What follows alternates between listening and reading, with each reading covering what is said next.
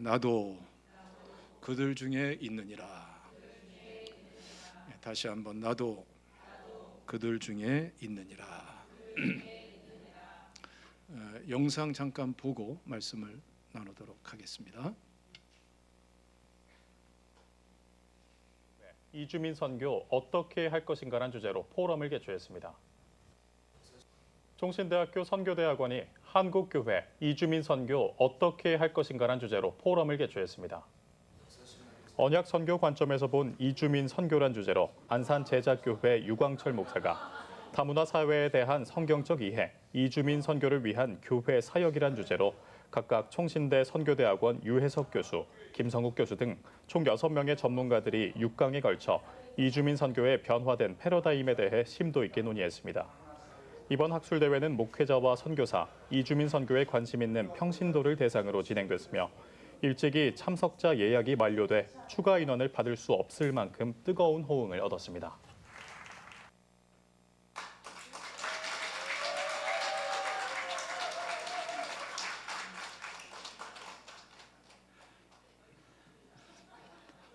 방송에 나왔어요.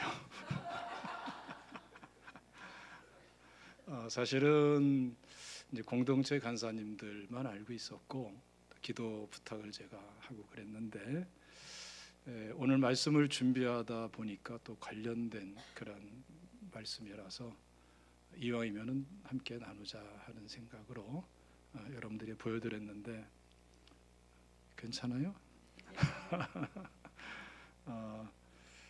저는 사실 뭐 이주민 전문가는 아니고 제 전공 중에 하나가 이제 선교학인데 저는 이제 목회자니까 신학적인 측면에서 이주민에 관한 연구를 해서 발제를 하고, 근데 감사하게도 뒤에서 기도들을 해주셔서 6분이 발표를 했는데 참 반응들이 참 좋았어요. 그래서 참 감사하고요.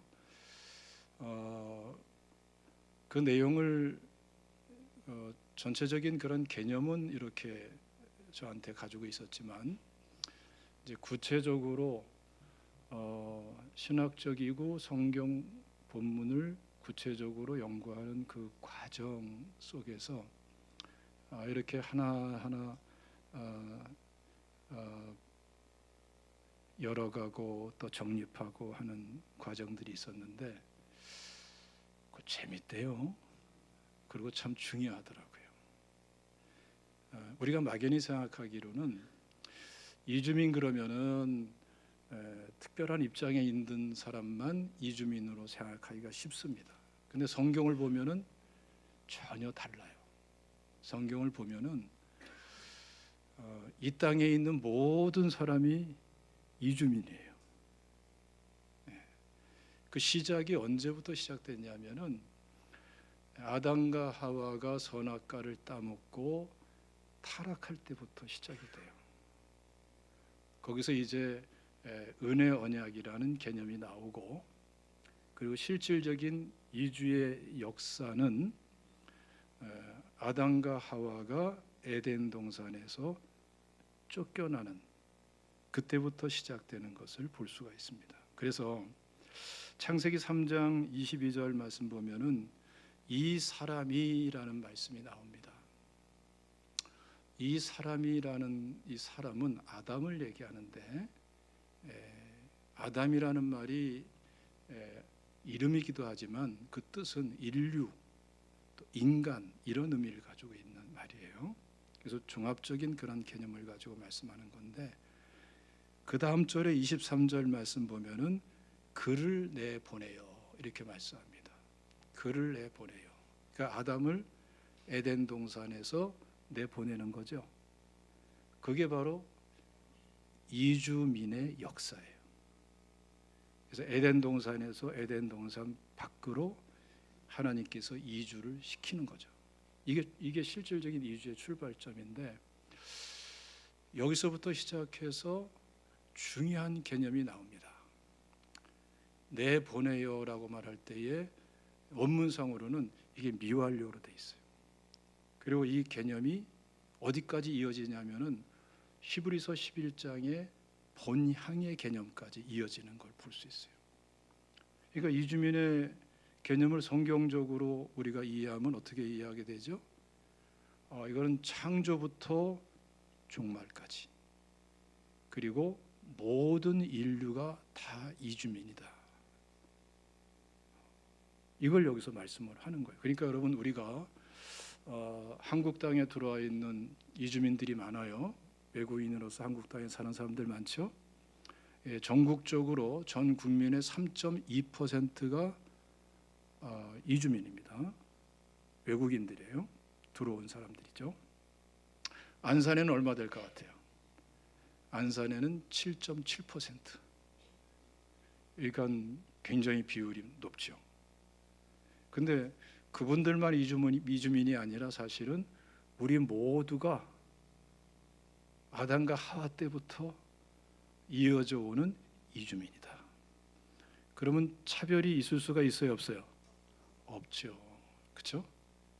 그리고 중요한 게 뭐냐면은 창세기 3장 23절에 그를 내보내요라는 이 말이 이렇게 미완료형으로 돼 있으면서 중요한 개념이 있어요. 이게 번향까지 이어진다 그랬죠?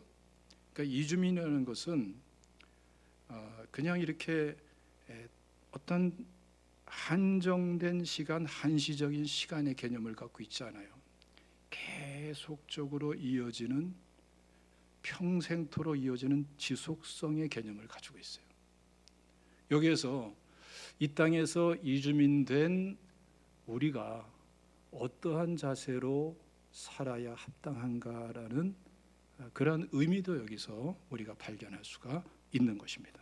그래서 아브라함 같은 경우를 보면 우리에게 아주 좋은 이해가 되는데요. 아브라함은 항상 자기 자신의 정체성, 또 삶의 실제를 이주민의 의미를 가지고 살았습니다. 창세기 23장 4절 말씀 보면은 나는 당신들 중에 나그네요 거류하는 자이니. 이게 굉장히 중요한 말이에요.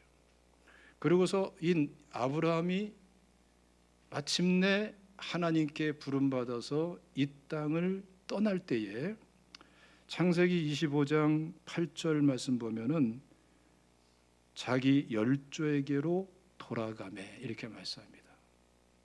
이 돌아가매라는 것은 거두어 드린다는 의미를 가지고 있는 말이에요.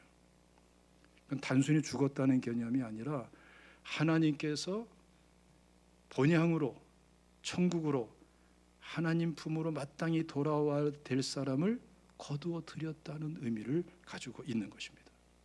그러니까 우리는 어떤 길을 가고 있어요? 이제 태어나면서부터 계속해서 나그네와 거류인 이주민으로 살고 있는데 본향을 향해서 가고 있고, 때가 되면 하나님께서 우리를 하나님 품으로 거둬 드리게 되는 거예요. 정신 바짝 차려야 되겠죠? 그렇죠? 그래서 히브리서 11장 말씀 보면은 아브라함에 대해서 말씀합니다. 9절 말씀 보면은 믿음으로 그가 이방의 땅에 있는 것 같이 약속의 땅에 거류하여. 10절 말씀 보면은 이는 그가 하나님이 계획하시고 지으실 터가 있는 성을 바랐음이라. 16절 보면은 이제는 더 나은 본향을 사모하니 곧 하늘에 있는 것이라. 그래서 저 본향을 향해서 가고 있는 것이 우리의 하루하루의 삶이다라는 것을 명확하게 말씀을 하는 것입니다. 이게 왜 중요하냐 말이죠.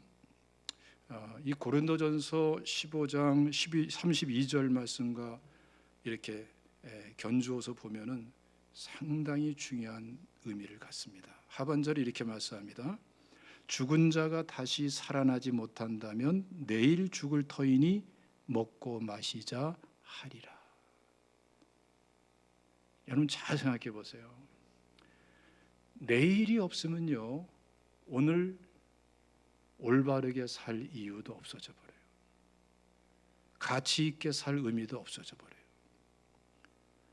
내일이 지옥이라면은 오늘 이 삶은 발버둥치고 몸부림치고 해괴망측한 하루가 되고 말 거예요. 근데 내일에 본향이 있고 천국이 하나님 품이 상급이 있다라는 것을 분명하게 실질적으로 말씀 그대로 받아들이는 사람은 완전하진 못할지 몰라도 그러나 하루하루의 삶이 다른 사람과는 다를 수밖에 없어요. 그래서 우리가 막연한 나그네 이주민이 아니라 저 본향을 가는 이주민이라 할 경우에 여러분 삶을 대하는 태도가 달라져 버립니다. 그래서 정상적인 그리스도인들은 이 땅을 사는 삶의 태도가 다를 수밖에 없는 거예요. 아까 우리 예언자매 참 귀한 간증했잖아요. 제가 저 간증을 받아보고 야, 얘가 어떻게 이런 생각했을까? 야, 얘가 어떻게 이런 마음을 가졌을까? 얘가 어떻게 이러한 노력을 할까? 그 나이에 너무나 예뻐 죽겠는 거야. 그래요, 안 그래요? 너무나 귀하지 않습니까? 왜 그랬을까요? 믿음이 들어가면은 하루의 삶의 태도가 달라지게 되는 거예요. 이건 여러분 엄청난 변화고 전환점인 것입니다. 그래서 우리 모두가 이주민인데 어떤 이주민으로 하루하루를 살 것인가라는 게 굉장히 중요하죠. 그래서 전 인류가 이주민인데 딱 두 종류의 이주민이 있는 거예요. 하나는 예수 믿고 구원받아서 아브라함처럼 본향을 향해서 가는 이주민입니다. 또 다른 종류의 이주민은 그 은혜를 모르고 본향이 아니라 지옥을 향해서 가는 이주민이에요. 그래서 우리 주변에는 본향을 향해 가지 못하는 우리와 다른 길로 가고 있는 이주민들이 많단 말이에요. 그래서 하나님의 은혜가 필요하고 하나님의 은혜로 끌어안아 주는 게 너무나 중요한 거예요. 오늘 우리 할렐루야 성가대가 은혜에 관한 찬양을 들어서 참 얼마나 감사한지 몰라요. 이상하게 우리는 막 간증하고 설교하고 찬양하고 설교하고 뭐가 막 들어맞아요. 이것도 은혜인 줄로 믿습니다. 여기에서 우리는 중요한 개념들을 생각하셔야 돼요.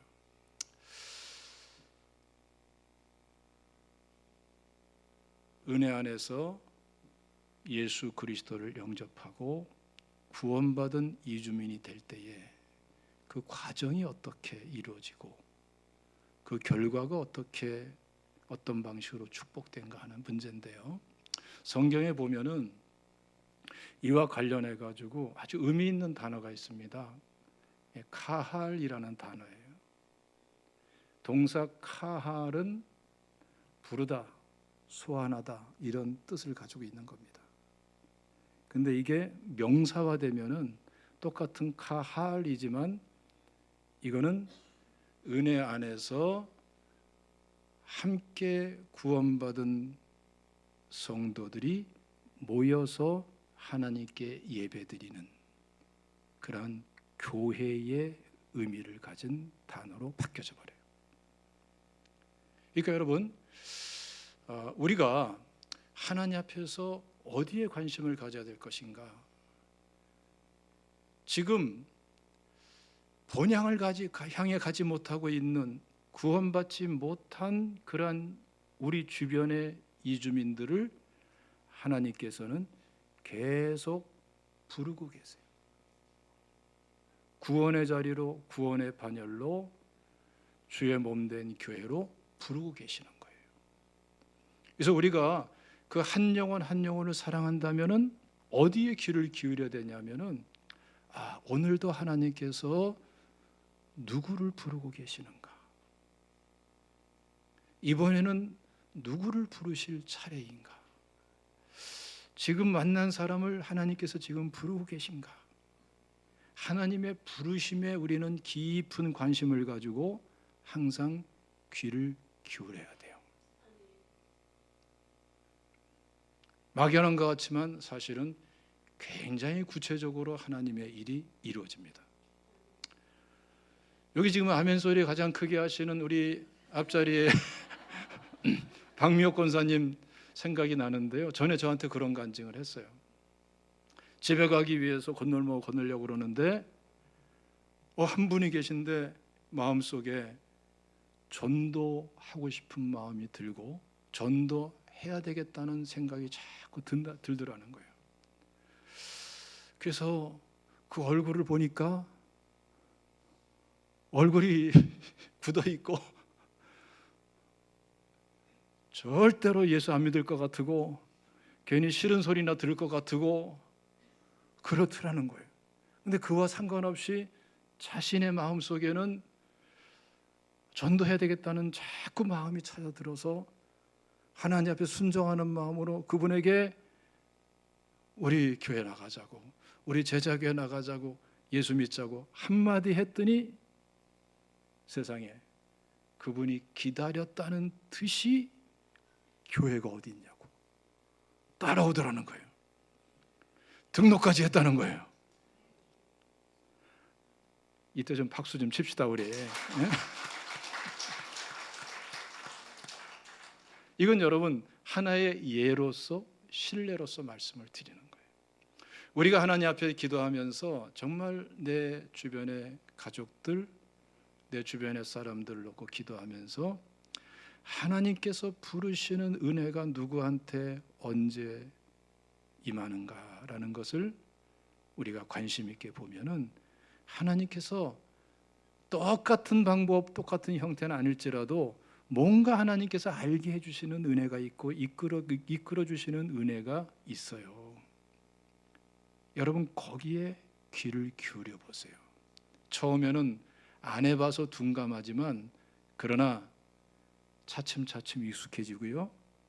하나님의 은혜의 이끄심을 따라서 우리는 한 분 한 분 하나님의 부르심을 따라서 주님 품으로 지옥을 향해 가던 이주민을 본향을 향해 천국을 향해 가는 이주민으로 우리가 끌어안아 줄 수 있는 줄로 믿으시기를 주님의 이름으로 축원합니다. 또 한 가지 우리가 흥미있는 것은요. 이 전체 맥락이 언약 속에서 이루어져요. 참 흥미있는 건데 이 제단이라는 말이 성경에서 처음으로 나오는 것은 노아가 하나님 앞에 제사 드릴 때 나옵니다. 그 앞에 제사 드리는 사건이 있어요. 가인과 아벨이 훨씬 먼저 제사를 드렸죠. 물론 가인의 제사는 안 받으시고 아벨의 제사는 받으셨죠. 그런데 분명히 아벨이 양의 첫 것을 가지고 제사를 드렸는데 거기에는 제단이라는 말이 안 나와요. 근데 노아 때는 제단이라는 말이 처음으로 탁 나와요. 이게 그냥 우연인가? 성경에 그렇지 않거든요. 성경은 엄청나게 완벽할 정도로 완벽하게 정확하거든요. 그 의미를 갖다가 쭉 구체적으로 이해에 들어가면은 아주 흥미있는 것을 보는데 그게 그냥 이루어지는 것이 아니라 성경의 중요한 맥인 언약 사상 속에서 그게 이루어져요. 보통 언약 신학이라고 부르기도 합니다. 그렇게 부릅니다. 근데 그 어떤 관계 속에 이루어지냐면은 개인과의 관계에서 적용되질 않아요. 한 사람 이상의 복수의 회중이 모여서 은혜 언약 속에서 예배를 드릴 때에 그때 드리는 그 제사에 제단이라는 말이 비로소 사용되기 시작해요. 여기서 우리가 알 수 있는 게 뭐냐 하면은 하나님은 우리의 가족들과 이웃들을 부르시는데 어떻게 부르시는가? 그들을 은혜 언약 속에서 부르시고 부르시는데 멀리 있는 사람을 통해 부르시는 것이 아니라 바로 가장 가까이 있는 나를 통해서 부르시고, 그리고 하나님의 은혜는 내 개인적으로 하나님께 나갈 적에도 은혜가 되지만 사실은 그분들을 끌어안고 함께 예배드리며 함께 하나님께 나갈 적에 하나님이 언약하신 풍성한 은혜를 놀랍게 부어주시고 그것이 은혜가 되고 축복이 되게 하시는 하나님이라는 것을 우리가 잘 알아야 되겠습니다. 재미난 거는요, 통계가 그렇더라고요. 교회를 찾는 그 이주민들, 그러니까 외국에서 오신 이주민들, 누구를 통해서 왔는가?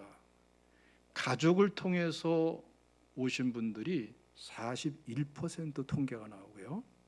가족이 아니라 가까이 지내는 사람들을 통해서 교회를 찾는 분들의 퍼센트가 27%가 되더라고요.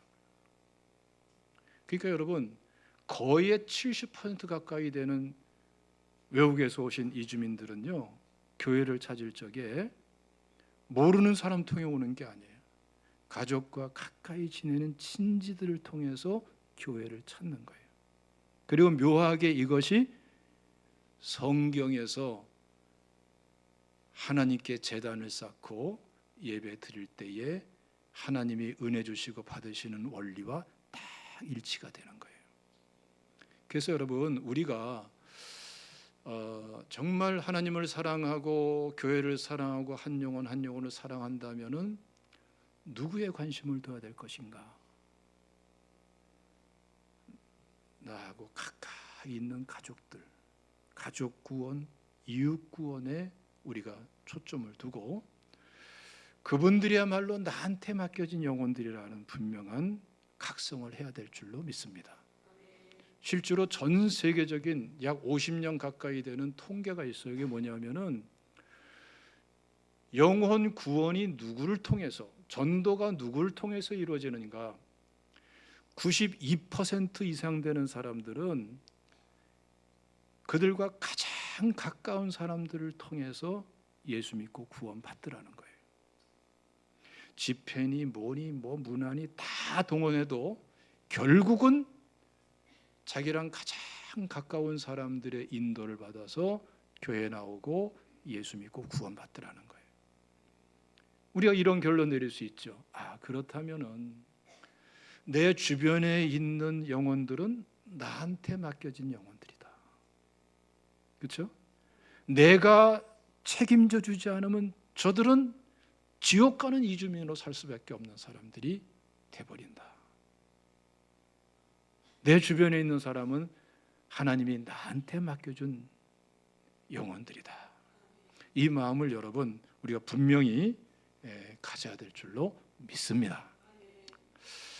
오늘 본 말씀은 이렇게 해서 주님 앞에 나온 한 분 한 분이 어떻게 은혜 안에서 축복된 은혜로운 영광 돌리는 신앙생활하면서 계속해서 새로워지고 변화되고 성숙된 삶을 살아갈 것인가, 또 하나님과의 관계를 어떻게 하면 실질적으로 맺어지면서 나갈 것인가를 말씀하고 있는 거예요. 한번 읽어봅시다.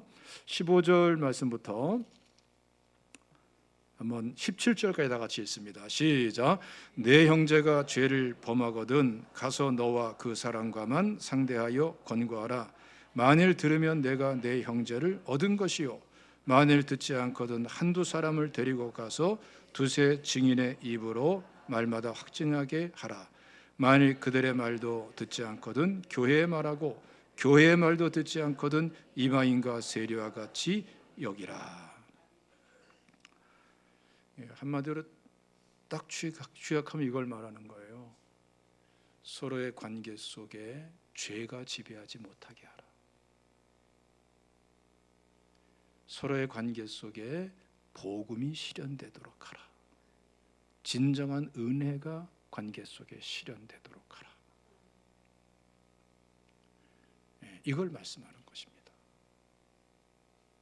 그래서 우리는 친하다고 가깝다고 또 관계가 어떻다고 이런 이유 가지고 죄를 덮어주는 게 옳은 것 같고 합리화시켜주는 게 돕는 것 같고 정당화시켜주면은 편이 돼주는 것 같고 위로가 될 것 같고 그러면은 뭔가 결과가 좋을 것 같고 자칫 이런 생각에 빠지기가 쉽습니다. 그게 아니라는 거예요. 진정으로 내 가족과 내 이웃을 사랑하고 또 하나님께 돌아온 이주민들을 진짜 사랑한다면은 어떻게 된다고요? 죄에서 자유케 해 줘야 돼요. 그것을 도와야 돼요. 그래야 정상적이고 축복된 은혜 안에서의 신앙생활이 되는 거예요. 물론 잘 생각해야 됩니다. 그것을 여러분 그런 역할을 하기 위해서는 정말 기도해야 돼요. 그리고 정말 사랑해야 돼요. 지혜를 구하셔야 돼요. 성령의 인도를 받으십시오. 왜 그러냐면은 본문 15절에서 권고하라 이렇게 말합니다. 자, 너와 그 사람과만 상대하여 권고하라. 소문내지 말라 이거예요. 누가 이랬대 저랬대 이러지 말라 이거예요. 정말 그 사람을 위해서 기도해주고 기도로 준비하고 그리고 진짜 자신의 심령을 아가페 사랑으로 가득 채운 다음에 단둘이 만나서 얘기해 주라 이거예요. 상대방의 프라이버시를 지켜주라는 거예요. 그런데 덮고 합리화시켜주고 정당화시켜주고 이러는 것이 아니라 어떻게 하라? 권고하라. 권고하라는 것은 무슨 말씀이냐면은 드러내준다는 거예요. 죄를 짓고 나서 덮고 싶지요. 잊고 싶지요. 합리화시키고 싶지요. 상관없는 것 같으죠. 몇 마디 그냥 하고서 회개했다 하고서 그냥 상관없는 것처럼 여기고 싶지요. 그거 아니에요. 죄가 죄인 줄 알게 해주고 드러나게 해줘라. 그래서 참되게 회개하고 돌이키게 도와주라 이거예요. 그럼 여러분 우리가 기도해야 되지 않겠어요? 그리고 진짜 사랑이 담겨서 사랑으로 해야 와 닿아요. 그렇지 않으면 어느새 판단이 되고 정죄가 되고 이상한 공격이 돼버리고 상처가 되고 이렇게 돼버립니다. 이걸 놓고 기도하시기를 주님의 이름으로 축원합니다. 예? 여러분 이게 참 얼마나 중요하냐 말이죠. 그 다음 나오는 본문 말씀들은 이렇게 우리가 서로 죄에서 자유케 해주는 그러한 공동체를 이루어갈 때에 하나님께서 얼마나 놀라운 은혜를 주시는가를 구체적으로 말씀하는 거예요. 자, 18절 다 같이 읽겠습니다. 시작. 진실로 너에게 이르노니 무엇이든지 너희가 땅에서 매면 하늘에서 매일 것이요 무엇인지 땅에서 풀면 하늘에서도 풀리리라. 16절에도 동일하게 나오는데 번역상으로만 동일하고 원문상으로는 조금 차이가 있어요. 이 본문에서는 무엇이든지라는 말이 얼마만큼 크든지 얼마만큼 많든지 얼마만큼 길든지 그런 의미에서의 무엇이든지로 번역을 한 거예요.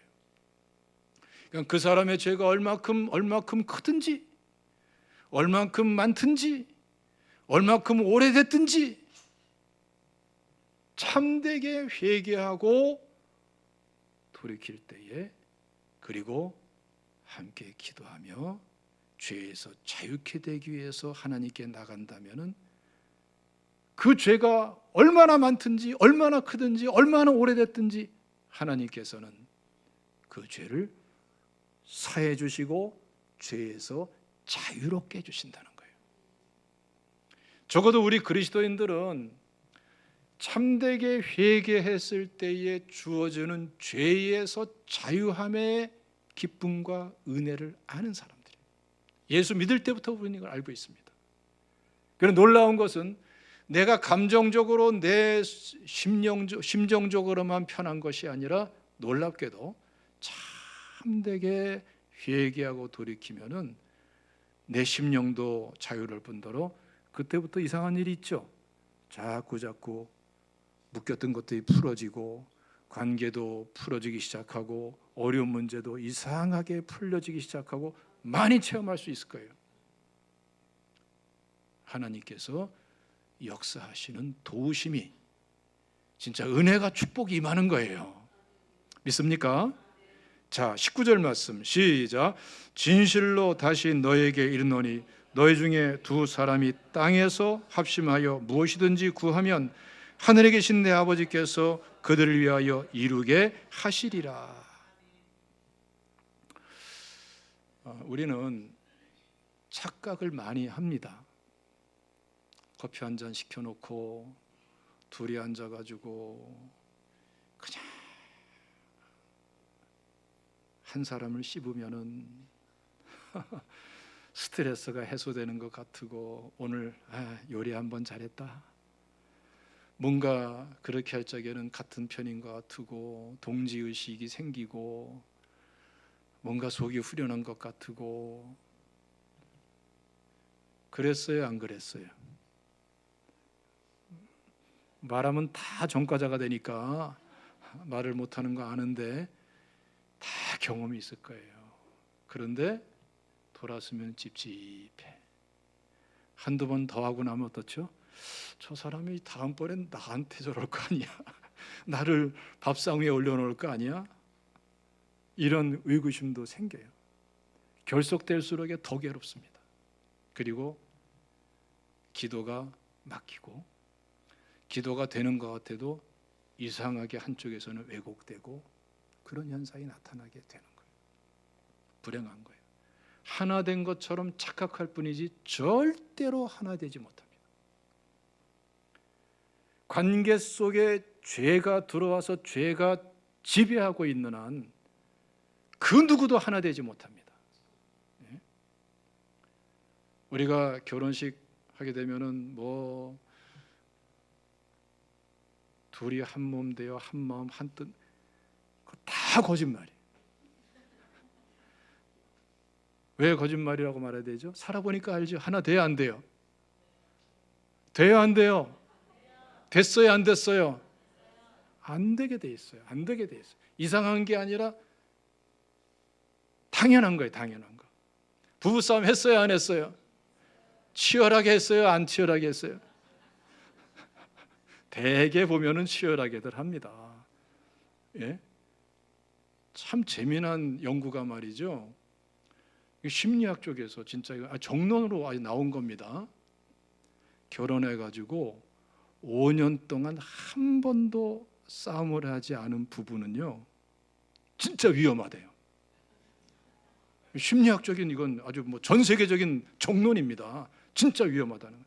왜 위험하냐면은 5년째 넘어가지고 한 번 싸우면 끝난대. 반드시 끝난대. 더 이상 돌아올 길이 없대. 그 이유가 뭐냐면은 5년 동안이나 안 싸웠다는 건 둘이 똑같다는 거야. 생각하는 방식이 똑같고 바라보는 관점이 똑같고 감정의 구조가 똑같고 똑같으니까 싸울 일이 없어. 어떻게 싸워? 근데 한 번 틀어지면은 기차의 두 레일처럼 똑같이 계속 가. 합해질 수가 없어. 똑같이 틀어져 있기 때문에 끝나는 거야. 끝나는 거. 그래서 또 그렇게 얘기합니다. 적당히 싸워야 된다고. 그건 이제 복음 없는 측면에서의 처방일 뿐이고요. 우리가 성경적으로 말씀 그대로 이해하면요, 둘 사이에 죄가 주장하고 있는 한 절대로 하나 되지 못합니다. 연합운동, 죄 놔두고 연합운동은 있을 수가 없어요. 아담과 하와를 보십시오. 죄가 없을 적에는, 죄 짓기 전에는 완전한 하나였어요. 아담이 멋있는 시였지 않습니까? 이는 내 뼈 중에 뼈요 살 중에 살이. 얼마나 놀라운 시입니까? 원문상으로도 시예요. 이게 식구입니다. 인류 최초의 아름다운 시예요. 그런데 죄를 짓고 나자마자 아담의 입에서 어떻게 나와요? 하나님이 주셔서 나와 함께한 여자, 그 여자가 나한테 줘서 내가 먹었습니다. 남자가 돼가지고 치졸하고 치사하게 방금 얼마 전에는 뼈 중에 뼈요 뭐 어쩌고저쩌고 하더니 저 여자가 줘서 먹었어요. 책임을 다 치사하게. 저 같으면 안 그럴 것 같아. 저는 실제로 그래 본 적이 없는 것 같아요. 기억이 없어요. 잊어먹었는지는 모르겠어요. 아담보다 나은가? 근데 어쨌든 참 치졸하게 왜 그럽니까? 죄가 들어가면 그 소리가 나오는 거예요. 하나가 깨져버려요. 하나가 될 수 있는 유일한 방법은 뭐냐? 죄가 주장하지 못하게 하는 거예요. 그래서 참된 회개와 돌이킴이 있으면요, 어느새 하나가 돼버려요. 가족끼리도 그렇고 각 셀도 그렇고 각 기관도 마찬가지입니다. 이 은혜를 누리시기를 주님의 이름으로 축원합니다. 할렐루야. 그럴 적에 어떤 역사가 있습니까? 19절 하반절 말씀 보면은 무엇이든지 구하면 하늘에 계신 내 아버지께서 그들을 위하여 이루게 하시리라. 우리가 기도하지만 기도 응답, 기도의 능력, 기도의 실력 어떻게 이루어지는지 알겠죠? 많이 하는 기도, 열심히 하는 기도, 금식 기도 다 중요하지만 뭐가 전제돼야 돼요? 죄를 회개하고 그리고 하나가 돼서 기도할 때에 이건 하나님께서 말씀을 통해서 언약하신 내용이에요. 하나님은 반드시 기도 응답으로 역사하시는 하나님이세요. 그래서 이번에 남은 기간 동안에 가능하면은 셀원들이 같이 와서 기도하면 좋아요. 환경상 안 되면은 떨어져 있다 하더라도 뭐가 준비돼야 될까요? 서로 죄에서 자유케 돼서 진정으로 하나 되고 합심이 돼서 기도하면은 여러분 하나님께서는 반드시 기도 응답 허락해 주시는 줄로 믿으시기를 축원합니다. 응답받는 기도는 우리 마음대로 하는 게 아니에요. 말씀의 길을 가면은 응답은 하나님이 주시는 거예요. 자, 마지막으로 20절 시작. 두세 사람이 내 이름으로 모인 곳에는 나도 그들 중에 있느니라. 하나님이 어디 계신가요? 하나님 나한테는 왜 침묵하시나요? 아무개 권사님은 꿈속에서 만나 주셨다 그러던데, 아이고 누구는 환상을 봤다 그러던데, 세상에 어떤 분은 방에서 기도하는데 주님이 직접 방문하셨다면서요. 그런 소리도 들리는데 나는 지금 이 다급하고 어렵고 중요한 때에 왜 침묵하시나요? 나를 미워하시나요? 그런 소리 하지 마세요. 아시겠죠? 그런 소리 할 필요가 없다 이거예요. 예. 하나님 앞에서 우리 각 셀이 정말 서로 기도하고 사랑으로 돌봐주면서 죄에서 노임받도록 자유케 하도록 도우면은 어느새 하나가 되고 그 셀의 구성원이 두 사람이든 세 사람이든 다섯 사람이든 몇 사람이든 그렇게 하나 돼 있을 경우에 주님은 여러분들 가까이 만나 주십니다. 할렐루야. 근데 여러분 중요한 말이 있어요. 여기서 보면은 두세 사람이 내 이름으로 모인 곳에는 이렇게 말씀하죠. 내 이름이 도대체 뭔가? 우리 16장 말씀 보면은 16절에 중요한 말씀이 있습니다. 교회사적으로 이 부분을 다룰 때에 항상 16장 본문 말씀과 18장 본문 말씀을 하나의 본문으로 이해하면서 말씀을 연구하는 것이 일관된 그러한 이해입니다. 그러니까 18장 말씀은 16장 말씀과 사실상 하나의 본문이라 이렇게 생각하시면 정확한 거예요. 자, 16절 다 같이 읽읍시다. 시작.